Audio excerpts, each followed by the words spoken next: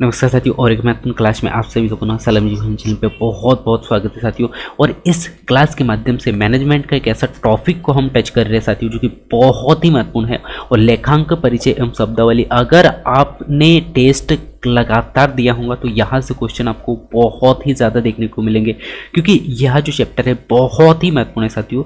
MP पटवारी का अगर आप टारगेट कर रहे हैं और अगर आपने MP पटवारी का ये चैप्टर या ये जो टॉपिक है वो नहीं देखा तो साथियों आप जो है क्वालिफिकेशन से बहुत पीछे आ जाओगे साथियों, क्योंकि यहाँ से क्वेश्चन आपको बहुत ही ज़्यादा देखने को मिलेंगे। और साथ ही साथ मैं यहाँ से जितने भी क्लासेस आप लोगों को देने का प्रयास किया है जो कि बहुत ही महत्वपूर्ण टॉपिक है साथियों, और मैंने हर एक टॉपिक में बहुत ही अच्छे से चर्चा किया है। और साथ ही साथ मैंने प्रैक्टिस सेट भी उसमें लगवाने का प्रयास किया है, और इसमें भी हम प्रैक्टिस के लिए क्वेश्चनों को हल करेंगे। साथ ही साथ क्वेश्चनों का पैटर्न देखेंगे कि इससे क्वेश्चन बनते कैसे हैं। सो आप सबसे मेरा यही रिक्वेस्ट है साथियों कि इस क्लास को शुरू से लास्ट तक ज़रूर देखें। साथ ही साथ अगर आपका एक ही टारगेट है MP पटवारी का, सो मैं आप सबका पुनः इस सलाम जी चैनल पे बहुत बहुत स्वागत करता हूँ साथियों, क्योंकि यहाँ पे इस चैनल के माध्यम से मैं आप लोगों को बहुत ही शॉर्ट नोट्स देने का यहाँ पे प्रयास कर रहा हूँ, क्योंकि आपको पता है कि समय बहुत कम बचा है और इन्हीं कम समय में आपको जो है पूरे सब्जेक्टों को कवर करना है, तो वो थोड़ा सा मुश्किल होगा। इसीलिए मैं इस चैनल के माध्यम से आप लोगों को बहुत ही शॉर्ट नोट्स देने का प्रयास कर रहा हूँ।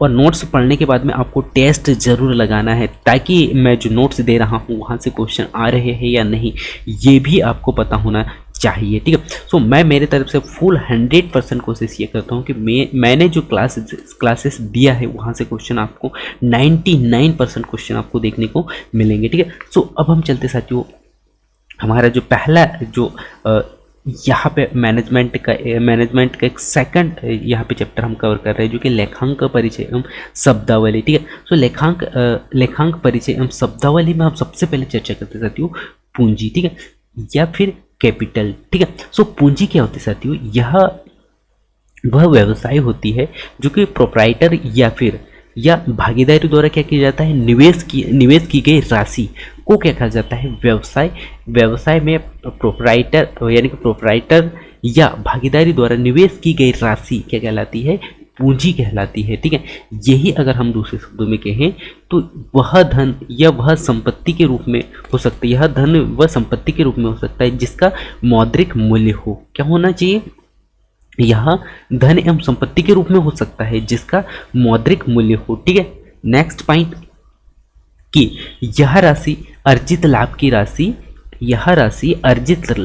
राशि और पेश की गई अतिरिक्त पूंजी की राशि से बढ़ जाती है, ठीक है। सो इस पॉइंट को आपको विशेष तौर पे ध्यान देना साथियों। इसको मैं पुनः फिर से रिपीट करता हूँ कि यदि राशि अर्जित लाभ की राशि से अर्जित लाभ की राशि और पेश की गई अतिरिक्त पूंजी की राशि से कैसे हो जाती है, बढ़ जाती है, ठीक है। यही पे अगला पॉइंट है साथियों कि यह होने वाले नुकसान की मात्रा और निकाली गई राशि से कैसी होती है, कम होती है, ठीक है।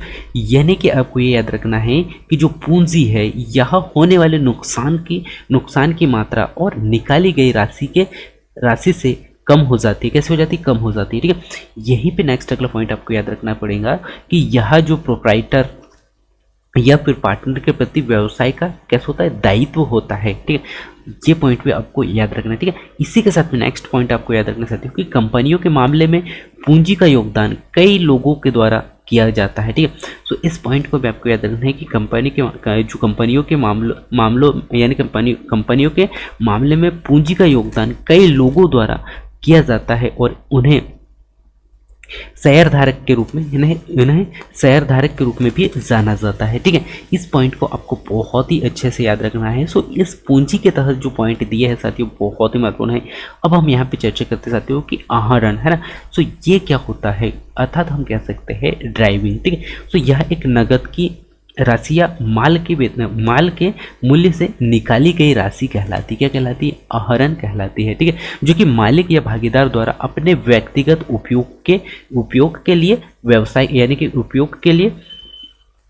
व्यवसाय करता है, ठीक है। यहीं पे अगर हम संपत्ति की बात करें तो संपत्ति क्या होती है साथियों? संपत्ति यानी कि संपत्ति एक व्यवसाय के स्वामित्व वाली संपत्ति होती है। ये कैसे होती है? संपत्ति जो है व्यवसाय के स्वामित्व वाली संपत्ति होती है। ठीक है, इसी के बाद में हम अगला पॉइंट पे चर्चा करते हैं कि कोई भी चीज है ना, कोई भी चीज जो फार्म को भविष्य में नगद या फिर आर्थिक लाभ प्राप्त करने में कैसी होती है, सक्षम बनाती है, एक संपत्ति कहलाती है। ठीक है, तो आपको क्या याद रखना है कि कोई भी चीज जो कर्म को है ना, कोई भी चीज जो फार्म को भविष्य में नगद या फिर आर्थिक लाभ प्राप्त करने में कैसे होती है, सक्षम बनाती है। ठीक है, तथा यह क्या कहलाती है, संपत्ति कहलाती है। उदाहरण के तौर पर अगर हम देखें तो हाथ में नगदी है ना, प्लाट और मशीनरी, फर्नीचरी और जो फिटिंग बैंक बैलेंस, देनदार या फिर यानी कि प्याप्य, बिल माल का स्टॉक या फिर निवेश या फिर सद्भावना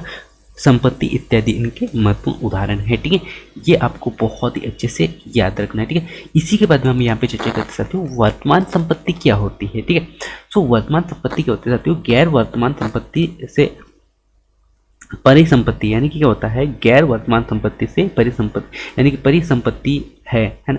गैर वर्तमान संपत्ति से क्या होता है, संपत्ति वे संपत्ति है जो किसी व्यवसाय द्वारा है ना, जो किसी व्यवसाय द्वारा पुनः विक्रय है ना, किसी व्यवसाय द्वारा पुनः विक्रय के उद्देश्यों से नहीं रखी जाती है। ठीक है, इसे क्या कहा जाता है, वर्तमान संपत्ति कहा जाता है। ठीक है, यहीं पे अगर हम मूर्त संपत्ति की बात करें तो ये क्या होता है साथियों, ये संपत्ति वे संपत्ति होता है जिनका भौतिक अस्तित्व है। क्या होता है, जिनका भौतिक अस्तित्व है, इसे देखा और छुआ जा सकता है, इसे क्या कहा जाता है, मूर्त संपत्ति कहा जाता है। उदाहरण के लिए संयंत्र और मशीनरी या फिर नगद आदि, ये क्या कहलाते हैं साथियों, मूर्त संपत्ति। ठीक है, यहीं पे अगर हम अमूर्त संपत्ति की बात करें तो अमूर्त संपत्ति वे संपत्ति होती है जिनका कोई भौतिक अस्तित्व नहीं होता है, अर्थात हम कह सकते हैं कि यानी कि लेकिन उनके कब्जे में मालिक को कुछ अधिकार और लाभ मिलता है, इसे देखा और छुआ नहीं जा सकता है, इसे क्या कर सकता है। सो आपको याद रखना है अमूर्त संपत्ति। सो दोनों को आपको याद रखना साथियों। मूर्त संपत्ति में मैंने क्या बताया साथियों कि वह संपत्ति जिसका भौतिक अस्तित्व होता है। ठीक है, और इसे क्या कर सकते हैं, हम देख और छू सकते हैं। किसी का अपोजिट में जो अमूर्त है, ये वह संपत्ति होती है जिसका भौतिक अस्तित्व नहीं होता है, लेकिन उनमें यानी कि लेकिन क्या होता है, उनके कब्जे में मालिक को कुछ अधिकार और लाभ मिलते हैं, इन्हें देखा और छुआ नहीं जा सकता है। ठीक है, सो जैसे कि आप यहाँ पे देख पा रहे होंगे, साख, पेपेट है ना, उसके बाद में ट्रेडमार्क, इसे आप क्या छू नहीं सकते। ठीक है, यहीं पे अगर हम वर्तमान संपत्ति की बात कर सकते हो, तो वर्तमान संपत्ति क्या होती है, वर्तमान संपत्ति वे संपत्ति होती है जो व्यवसाय द्वारा, कहाँ से, व्यवसाय द्वारा छोटी अवधि के भीतर है ना, छोटी अवधि के भीतर उन्हें नकदी में परिवर्तित करने के उद्देश्य से रखी जाती है, उसे क्या कहा जाता है, वर्तमान संपत्ति। और यह लगभग 1 वर्ष का होता है। ठीक है, सो वर्तमान संपत्ति की अगर हम बात कर सकते हो तो वे संपत्ति होती है जो व्यवसाय द्वारा है ना, व्यवसाय द्वारा छोटी अवधि के भीतर उन्हें यानी कि उन्हें नकदी में परिवर्तित करने के उद्देश्य से रखी जाती है। वह लगभग 1 साल के लिए रखी जाती है। ठीक है, यहीं पे अगर हम देयताएं की अगर हम बात करें तो देयताएं क्या होती है साथियों, देनदारियां क्या होती है, देनदारियां किसी व्यवसाय के सो हमने यहाँ पे क्या देखा था साथियों, वर्तमान संपत्ति। ठीक है, सो वर्तमान संपत्ति को मैं पुनः फिर से रिपीट करता हूँ कि वर्तमान संपत्ति वे संपत्ति होता है जो व्यवसाय द्वारा छोटी अवधि के भीतर है ना, छोटी अवधि के भीतर उन्हें नकदी में क्या कर सकते हैं, हम परिवर्तित करने के लिए इसका उद्देश्य रखा जाता है। ठीक है, सो नकदी में परिवर्तित करने के लिए हम वर्तमान संपत्ति का उपयोग करते हैं और यह लगभग 1 वर्ष के अंतराल में होता है। ठीक है, इसके बाद में हम नेक्स्ट पॉइंट पे चर्चा करते साथियों कि नेक्स्ट पॉइंट क्या है, देयता। ठीक है, तो देयता के बारे में भी हमने यहाँ पे चर्चा कर लिया था इसको, लेकिन हम इसको पुनः फिर रिपीट करते हैं कि देयता मीन्स होता क्या है। सो इसमें क्या होता है साथियों, देनदारी है ना, देनदारी किसी व्यवसाय के संपत्ति एवं दायित्व को क्या करता है, ये संदर्भित करती है और ये उन राशियों को दर्शाती है ना, क्या करती है, उन राशियों को दर्शाते हैं जो किसी व्यवसाय व किसी व्यवसाय पर दूसरों को बकाया है ना, दूसरों का क्या होता है यहाँ पे बकाया होता है, ठीक है। सो जैसे कि आप यहाँ पे देख पा रहे हो, उदाहरण के तौर पर अगर हम देखें, सो बैंक हो गया या फिर अन्य व्यक्ति से ऋण हो गया,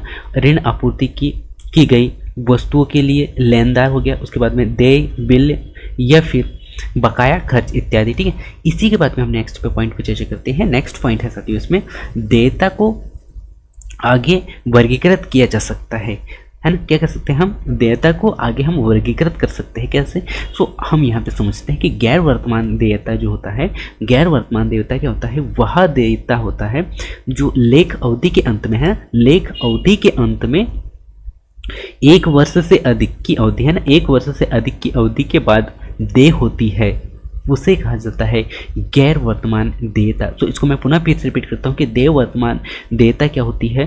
सो यह वह देयता होती है जो कि लेख अवधि के अंतराल में है ना, लेख अवधि के अंत से 1 वर्ष से अधिक की अवधि के बाद देय होती है, उसे क्या कहा जाता है, गैर वर्तमान देयता कहा जाता है। यहीं पे अगर नेक्स्ट अगला पॉइंट की बात करें, सो चालू दायित्व क्या होता है।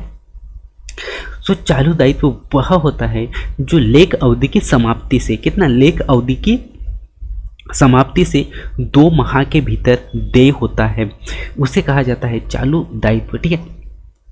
सो इन पॉइंटों को आपको बहुत ही अच्छे से ध्यान देना होगा साथियों, और साथ ही साथ अगर आप पेन कॉपी लेके बैठे हैं तो इन पॉइंटों को आप लिख लीजिए। यदि आप टेस्ट दे रहे होंगे तो यहाँ से क्वेश्चन आपको बहुत ही ज़्यादा मिलेंगे। क्वेश्चन ये पूछा जा सकता है कि यह दायित्व यानी कि लेखा अवधि की संपत्ति से 12 माह के भीतर देय होता है, वह कौन सा देयता है। सो आपको याद रखना है यहाँ पे चालू दायित्व, ठीक है। सो चालू देयता है, ठीक है। इसी के बाद में हम यहाँ पे चर्चा करते हैं साथियों, देनदार क्या होता है, देनदार। सो हम यहाँ पे चर्चा करते हैं देनदार की। सो जब व्यवसाय किसी व्यक्ति या फार्म को क्या करते हैं, क्रेडिट पर माल बेचता है ना, क्रेडिट पर माल बेचता है, तो उस व्यक्ति है ना, तो उस व्यक्ति या फार्म को क्या कहा जाता है, कर्जदार कहा जाता है। इससे हम क्या करते हैं, कर्जदार कहते हैं। सो देनदार का मतलब क्या होता है साथियों, जब व्यवसाय किसी व्यक्ति फार्म को क्रेडिट पर बेचता है तो उस व्यक्ति या फिर फार्म को कर्जदार कहा जाता है, ठीक है। इसी के बाद में नेक्स्ट पॉइंट पे चर्चा करते हैं साथियों। नेक्स्ट पॉइंट है कि जब व्यवसाय किसी व्यक्ति है ना, जब व्यवसाय किसी व्यक्ति या फार्म से क्रेडिट पर माल खरीदता है तो उस व्यक्ति या फार्म को लेनदार कहा जाता है, ठीक है। सो आपको ये याद रखना साथियों कि यह यानी कि जब व्यवसाय किसी व्यक्ति या फार्म से क्रेडिट पर माल खरीदता है तो उस व्यक्ति या फार्म को लेनदार कहा जाता है, ठीक है। यहीं पे नेक्स्ट पॉइंट आपको याद रखना पड़ेगा कि राजस्व का अर्थ माल की बिक्री और सेवा प्रदान करने से प्राप्त यानी कि प्राप्य या फिर प्राप्त राशि होता है, ठीक है। इसी के बाद में नेक्स्ट अगला पॉइंट आपको ये याद रखना पड़ेगा, उदाहरण के तौर पर अगर हम देखें, सो उदाहरण के लिए ब्याज हो गया, लाभांश हो गया, कमीशन हो गया, बिक्री इत्यादि किसके अंतर्गत आते हैं, लेनदार के अंतर्गत आता है, ठीक है।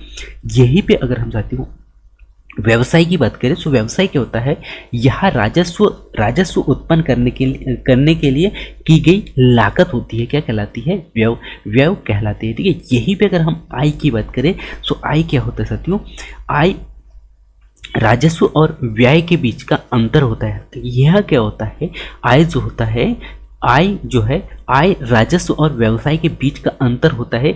जब आगम व्यय से अधिक है ना, आगम व्यय से अधिक हो तो उसे आय कहते हैं, ठीक है। यह आपको बहुत ही अच्छे से याद रखना पड़ेगा। और आय बराबर से होता है साथियों राजस्व माइनस आय, ठीक है। इसी के बाद में हम देखते हैं साथियों जो नुकसान क्या होता है, ठीक है, क्योंकि यह भी जानना बहुत ही ज़रूरी है। सो नुकसान की अगर हम बात करें, सो जब क्या होता है, जब हम कोई व्यवसाय करते हैं, कोई व्यय करते हैं, सो जो आय जो होती है ना, आय से अधिक हो जाती है, क्या व्यय ज़्यादा अधिक हो जाती है आय से, तो उसे हानि कहा जाता है, ठीक है। यही पे अगर हम बढ़त की बात करें, तो जब क्या होता है, जब आय अनावर्तित गतिविधियों से है ना, अनावर्तित गतिविधियों से उत्पन्न होती है तो उसे है ना, तो इसे लाभ कहा जाता है। ये आपको याद रखना है, ठीक है। इसी के बाद में हम नेक्स्ट पॉइंट पे चर्चा करते हैं, और नेक्स्ट पॉइंट है व्यय, ठीक है। सो व्यय क्या होता है साथियों, यह संपत्ति, सामान या सेवा को प्राप्त करने के लिए खर्च की गई है ना, खर्च की गई राशि क्या कहलाती है, देनदारी, या फिर हम कह सकते हैं व्यय, ठीक है। इसी के बाद में हम यहाँ पे चर्चा करते साथियों पूंजी व्यय क्या होती है। यह वह संपत्ति यानी कि यह संपत्ति प्राप्त करने या मौजूद संपत्ति में सुधार करने के लिए किया गया क्या कहलाता है, व्यय है, जिसे हम पूंजीगत व्यय कहते हैं। और जो व्यवसाय की कमाई क्षमता से कैसे होती है, व्यवसाय की कमाई क्षमता में वृद्धि करेगी। और उदाहरण के लिए जैसे कमिश्नरी की जो खरीद है, जो फर्नीचर और कंप्यूटर की खरीद है, ठीक है, ये मुख्यतः पूंजीगत व्यय के उदाहरण है, ठीक है। यहीं पे अगर हम चर्चा करें राजस्व व्यय की, सो राजस्व व्यय क्या होता है साथियों, यह किया गया व्यय है ना, यह किया गया वह व्यय है जिसका लाभ लेखा अवधि के भीतर में, किसके लेखा अवधि के भीतर में उपयोग किया जाता है। उदाहरण के लिए बेचे गए माल की लागत वेतन है ना, बेचे गए माल की लागत वेतन या फिर किराया या फिर बिजली खर्च इत्यादि, ठीक है। इसी के बाद में हम नेक्स्ट पॉइंट पे चर्चा करते हैं और नेक्स्ट पॉइंट है साथियों अस्थगित राजस्व व्यय, ठीक है। सो अस्थगित राजस्व व्यय क्या होता है, सो आपको यहाँ पे ये याद रखना है कि अस्थगित राजस्व व्यय की प्रकृति का होता है। कौन सा, राजस्व व्यय की प्रकृति का होता है, लेकिन इससे एक से अधिक रेखा है ना, लेकिन इसे एक से अधिक रेखा अवधि में बांटे है ना, एक से अधिक रेखा अवधि में यानी कि बट्टे खाते में क्या कर सकते हैं, हम डाल दिया करते हैं या डाल देते हैं, ठीक है। ये क्या कहलाता है, यानी कि अस्थगित राजस्व, ठीक है। इसी के बाद में हम चर्चा करते साथियों बकाया खर्च क्या होता है। सो बकाया खर्च क्या होता है साथियों, जो खर्च किया गया है लेकिन भुगतान नहीं किया गया है, वह व्यय के लिए कैसा होता है, देय होता है, उसे कहा जाता है बकाया खर्च, ठीक है। यहीं पे अगर हम नेक्स्ट पॉइंट पे चर्चा करें, सो पूर्व भुगतान क्या होता है, सो यह एक ऐसा खर्च होता है जिसका भुगतान अग्रिम रूप में किया जाता है ना, यह वह खर्च होता है जिसका भुगतान अग्रिम रूप में किया जाता है और जिसका लागत अगले वर्ष या फिर वर्ष में मिलने, यानी कि अगले वर्ष या फिर इस वर्ष में मिलेगा। यह व्यवसाय क्या कहलाता है, संपत्ति, यह व्यवसाय संपत्ति होता है जिसे हम पूर्व भुगतान का कहते हैं, ठीक है। यहीं पे अगर हम अर्जित आय की बात करें, सो अर्जित आय क्या होता है साथियों, सो अर्जित आय वह आय होता है जो लेखा अवधि के दौरान है ना, लेखा अवधि के दौरान अर्जित की गई है लेकिन प्राप्त नहीं की गई है, उसे बकाया आय या अर्जित आय भी कहा जाता है, लेकिन अभी तक प्राप्त नहीं हुई है ना। यह क्या कहलाता है, अर्जित आय कहलाता है और यह व्यवसाय के लिए संपत्ति है, ठीक है। व्यवसाय के लिए क्या है, यह एक संपत्ति है, ठीक है। तो उदाहरण के लिए अगर हम देखें, सो निवेश या फिर अर्जित ब्याज है ना, निवेश या फिर अर्जित ब्याज क्या कहलाते हैं, उपार्जित कमीशन कहलाता है, ठीक है। इसी के बाद में हम नेक्स्ट पॉइंट पे चर्चा करते हैं और नेक्स्ट पॉइंट है साथियों अग्रिम आय, ठीक है। सो अग्रिम आय क्या होता है, यह वह आय है जो अग्रिम रूप से प्राप्त नहीं, यानी कि प्राप्त की जाती है लेकिन इसके विरुद्ध ना तो बिक्री की जानी बाकी है या सेवा प्रदान की जानी बाकी है, इसे कहा जाता है अग्रिम आय, ठीक है। यहीं पे हम अगर नेक्स्ट पॉइंट पे चर्चा करें, सो नेक्स्ट पॉइंट है अयोध्य ऋण क्या होता है, ठीक है। सो आपको यहाँ पे याद रखना है कि अयोध्य ऋण क्या होता है, जब ऋषि है ना, जब ऋणी क्या होता है, जब ऋणी राशि का भुगतान करने में असमर्थ होता है तो उसे क्या कहा जाता है, अयोध्य ऋण कहा जाता है, ठीक है। यहीं पे नेक्स्ट पॉइंट पे चर्चा करें, सो नेक्स्ट पॉइंट क्या है साथियों, अच्छा ऋण क्या होता है, जब देनदार को पूरी राशि का भुगतान किया जाता है, क्या किया जाता है, जब देनदार को पूरी राशि का भुगतान किया जाता है तो उसे अच्छा ऋण कहा जाता है, ठीक है। इसी के बाद में नेक्स्ट पॉइंट पे चर्चा करते हैं और नेक्स्ट पॉइंट है खराब ऋण के लिए प्रावधान क्या है। हमने अच्छा सो देख लिया, अब हम देखते हैं खराब ऋण के लिए प्रावधान क्या है। सो जब व्यवसाय मानता है कि देनदार से कुछ राशि यानी कि प्राप्य नहीं है ना, प्राप्य नहीं होगा या प्राप्त नहीं होगा तो वह प्रावधान क्या कहलाता है, खराब ऋण प्रावधान कहलाता है, ठीक है। यहीं पे अगर हम बात करें प्राप्त बिल या प्राप्य बिल, सो प्राप्य बिल क्या होता है, प्राप्य बिल का अर्थ होता है एक देनदार या स्वीकृत विनिमय है ना, एक देनदार या स्वीकृत विनिमय के बिल जिसका राशि एक निर्दिष्ट तिथि पर प्राप्त होगी है ना, वह क्या कहलाता है, प्राप्य बिल कहलाता है। यह व्यापार प्राप्य में शामिल होता है क्योंकि प्राप्य है ना, प्राप्य बिल देनदार की जगह लेता है, ठीक है। इसी के बाद में नेक्स्ट पॉइंट पे चर्चा करते हैं और नेक्स्ट पॉइंट है साथियों लेखांक परिचय एवं शब्दावली, ठीक है। लेखांक परिचय एवं शब्दावली में नेक्स्ट अगला पॉइंट देखेंगे हम कि देय बिल क्या होता है। सो देय बिल क्या होता है साथियों, देय बिल का अर्थ होता है एक स्वीकृत विनिमय, है ना, एक स्वीकृत विनिमय बिल। जिस राशि का बिल निर्दिष्ट तिथि पर देय होगा वह कहलाता है देय बिल कहलाता है, ठीक है। यहीं पे अगर हम आमतौर पर यानी कि आमतौर पर स्वीकृत लेखा सिद्धांतों के आधार पर यहाँ पे महत्वपूर्ण तथ्य दिए गए हैं, उन पे भी हम यहाँ पे चर्चा कर लेते हैं। सो वित्तीय क्या होता है, वित्तीय विवरणों के व्यापारिक लेन देन की जो रिकॉर्ड होती है ना, रिकॉर्ड या रिपोर्ट के लिए अपनाया गया नियमों या फिर निर्देशों को संदर्भित करता है। ये सिद्धांत एक लंबी अवधि में कैसे होती है, विकसित होती है, ठीक है। यहीं पे अगर नेक्स्ट पॉइंट की बात करें तो नेक्स्ट पॉइंट है व्यावसायिक इकाई अवधारणा। क्या होती है व्यावसायिक इकाई अवधारणा? सो यह अवधारणा मानती है कि व्यवसाय उद्यम और उनके यानी कि व्यवसाय उद्यम और उसके मालिक जो है, उसके मालिक दो अलग अलग स्वतंत्र है ना, दो अलग अलग स्वतंत्र संस्थाएं हैं, ठीक है। तथा इस प्रकार इसके मालिक या व्यवसाय और व्यक्तिगत लेन देन अलग अलग होता है, ठीक है। इसी के बाद में नेक्स्ट पॉइंट पे चर्चा करते हैं और नेक्स्ट पॉइंट है यहाँ पे साथियों कि जब स्वामी व्यवसाय में, है ना, जब स्वामी व्यवसाय में धन का निवेश होता है ना, स्वामी व्यवसाय में धन का निवेश होता है तो इसे स्वामी के प्रति व्यवसाय की देनदारी के रूप में क्या किया जाता है, कर्ज किया जाता है ना, कर यहाँ पे दर्ज दिया जाता है। इसे व्यवसाय की पूंजी के रूप में माना जाता है। इस पॉइंट को मैं पुनः फिर से रिपीट करता हूँ कि जब स्वामी व्यवसाय में धन का निवेश करता है तो इसे स्वामी के प्रति व्यवसाय की देनदारी के रूप में दर्ज किया जाता है, इसे व्यवसाय की पूंजी के रूप में माना जाता है, ठीक है। यहीं पे अगर हम नेक्स्ट पॉइंट की बात करें तो नेक्स्ट पॉइंट है इसी प्रकार जब मालिक, है ना, इसी प्रकार जब मालिक अपने व्यक्तिगत उपयोग के लिए व्यवसाय के नकद, है ना, नकद सामान लेता है तो इसे उसका आहरण माना जाता है, ठीक है। इसी के बाद में हम नेक्स्ट पॉइंट पे चर्चा करते हैं व्यापारिक दृष्टि से व्यापारिक लेन देन, ठीक है। इसी के बाद में हम यहाँ पे चर्चा करते हैं मौद्रिक मापन क्या होती है, मौद्रिक मापन मान्यता क्या है, ठीक है। सो मौद्रिक मापन मान्यता की हम बात करें तो यह अवधारणा मानती है कि सभी व्यापारिक, है ना, यह अवधारणा मानती है कि सभी व्यापारिक लेन देन, है ना, लेन देन धन के संदर्भ में होना चाहिए जो किसी देश की मुद्रा में होती है, ठीक है। इसी के बाद में हम यहाँ पे चर्चा करते हैं क्या रिकॉर्ड करना है ना, क्या रिकॉर्ड करना है और क्या रिकॉर्ड नहीं करना है।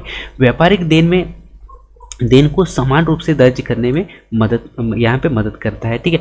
दो अलग अलग अवधियों के व्यापारिक, है ना, दो अलग अलग अवधियों के व्यापारिक प्रदर्शन की तुलना की सुविधा प्रदान करता है, ठीक है, जिसे हम क्या कर सकते हैं। तो आपको याद रखना है यहाँ पे मौद्रिक मापन की मान्यता के अंतर्गत इसे हम पढ़ते हैं, ठीक है। अब हम यहाँ पे चर्चा करते हैं चालू व्यवसाय की मान्यताएं क्या है, ठीक है।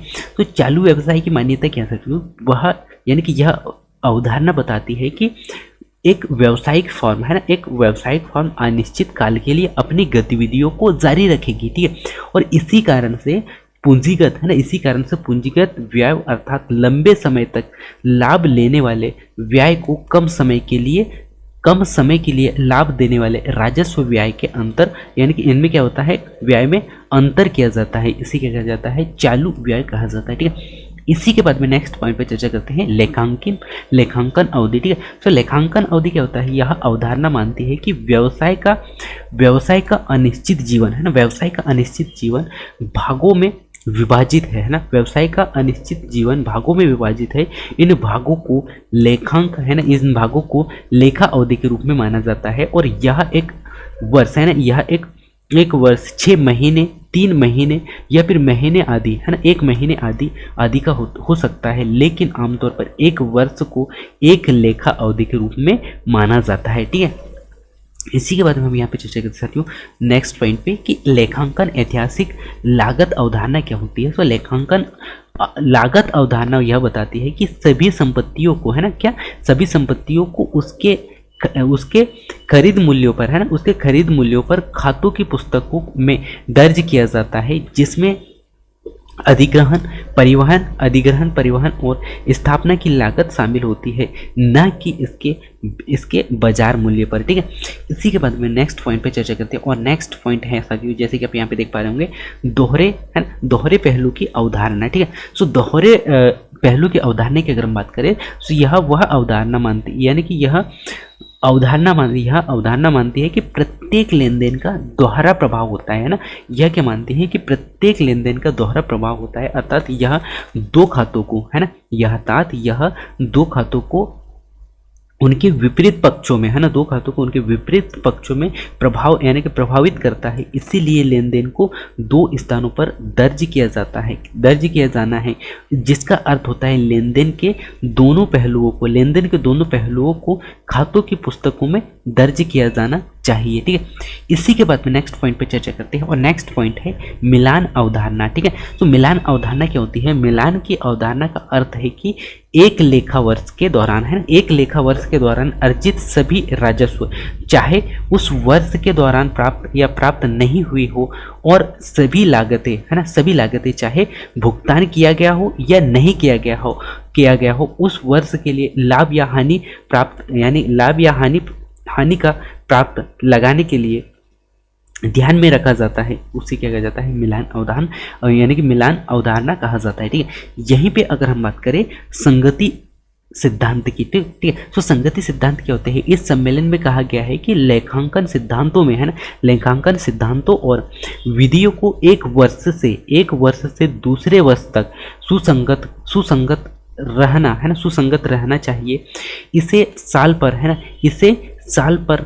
दर साल, है ना, साल दर साल नहीं बदला जा सकता, इसे कहा जाता है संगति सिद्धांत। ठीक है, इसी के बाद में हम नेक्स्ट पॉइंट पर चर्चा करते हैं और नेक्स्ट पॉइंट है भौतिक तत्व का सिद्धांत। ठीक है, सो यह सम्मेलन इस सिद्धांत पर आधारित होता है कि कोई लाभ नहीं है, लेकिन सभी संपत्ति नुकसानों के लिए प्रदान करे। ठीक है, इसी के बाद में नेक्स्ट पॉइंट पे चर्चा करते हैं और नेक्स्ट पॉइंट है अंतिम स्टॉक को लागत पर बाजार मूल्य जो भी कम से, है ना, जो भी कम पर मूल्यांकित करना, या फिर संदिग्ध ऋणों के लिए प्रावधान बनाना देनदार पर छूट है। ठीक है, इसी के बाद में हम यहाँ पे प्रैक्टिस क्वेश्चनों का यहाँ पे चर्चा करेंगे। सो मैं उम्मीद करता हूँ साथियों कि आज का जो क्लास है आपको बहुत ही अच्छा लगा होगा और इन्हें एक बार आप अच्छे से रिवीजन ज़रूर कीजिएगा साथियों, और साथ ही साथ इस पीडीएफ का जो लिंक है वो मैं डिस्क्रिप्शन में डाल दूंगा, तो वहाँ से भी आप डाउनलोड करके एक बार ज़रूर इसका रिवीजन करें साथियों, क्योंकि यह बहुत ही महत्वपूर्ण है। ठीक है, सो मैं उम्मीद करता हूँ कि यह जो क्लासेस आप लोगों को बहुत ही अच्छे लगे होंगे, और आप एक बार इन क्लासेसों को अटेंड करने के बाद में इन क्वेश्चनों का जो सेट है वो भी मैं आप लोगों को यहाँ पे पीडीएफ के रूप में दे दूंगा। सो आप इन क्वेश्चनों को भी अटेम्प्ट कीजिएगा साथियों, उसके बाद में आप देखिएगा कि कौन से क्वेश्चन कैसे बनते हैं। ठीक है, जो पूरे क्वेश्चनों का जो लेवल है बहुत ही ज़बरदस्त है और पूरे क्वेश्चन इसी से है, और इसी के साथ में मैं लास्ट में यहाँ पे आंसर की भी आप लोगों को यहाँ पे दे रहा हूँ। सो मैं उम्मीद करता हूँ कि इसको आप बहुत ही अच्छे से देखेंगे। सो थैंक्स फॉर वॉचिंग, मिलते हैं अगले क्लास में।